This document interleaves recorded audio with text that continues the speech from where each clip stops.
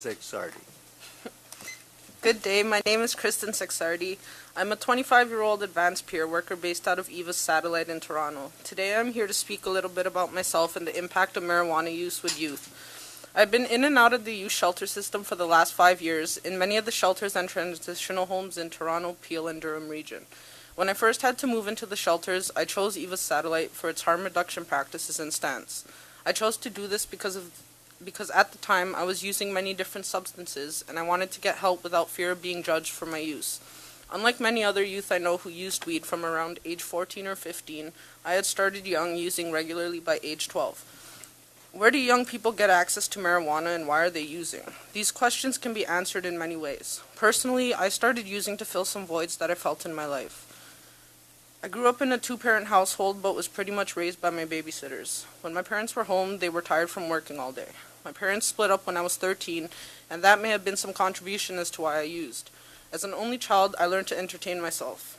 I felt alone at home and alone at school where I was bullied.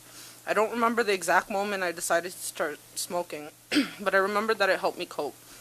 I used to try and make new friends, to have something to do, to fit in, and to get attention. When I first started using, I learned through my older friends and online the risks and safety measures to take. I think this has helped me use safely at a time when I was most vulnerable. Just because it was illegal then did not affect how I was able to get access to it. Young people today use for many reasons as well. From experimenting to dealing with traumas, poor mental health, to just wanting to fit in, the list could be endless.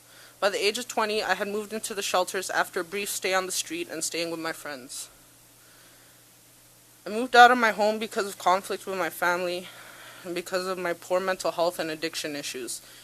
In the time from when I first moved to a shelter and now, my usage and mental health has fluctuated. I have been to many programs and facilities to try and help me cope with life. What I've found to work and still continue to work is smoking weed either daily or every other day, on top of social and recreational programs. At Eva's, I started learning about harm reduction through their peer program. I learned that me not using harder drugs and substituting it with weed is considered harm reduction. I also learned safe use and coping skills. I believe that having peer programs in the schools and in the community, support groups and educational workshops will benefit young users compared to being charged for something that most young people do at some point in their lives anyways. Why would we charge a 14-year-old with marijuana charges when we really need to see why it is they are using in the first place and how we can help them make other choices? Through all this, I have never been arrested for weed charges. I think if I would have had charges when I was under 18, or even now, it would have held me back in my progress. The law should be supporting young people, not penalizing young people.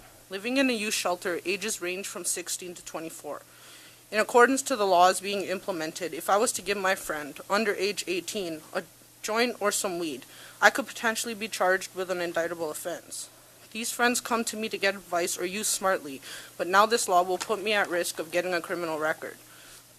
Do I risk a criminal record or risk potential harm to an uneducated friend? I am working towards getting my security license as well as becoming a community worker. This would severely hinder my progress and potentially close many doors for me. These laws will have severe consequences for many people. Should you be charged for 6 grams because you are 18 years less a day, while your friends get to have 25 grams more than you because they are 18 years plus a day? I hope that the government takes into consideration that young people today are the adults of tomorrow. To build a better tomorrow, we need to start with today. This includes education, support, and concern for our well-being. Putting youth in jail will not help, it brings them down. Let us all rise together and hold each other up. Thank you very much.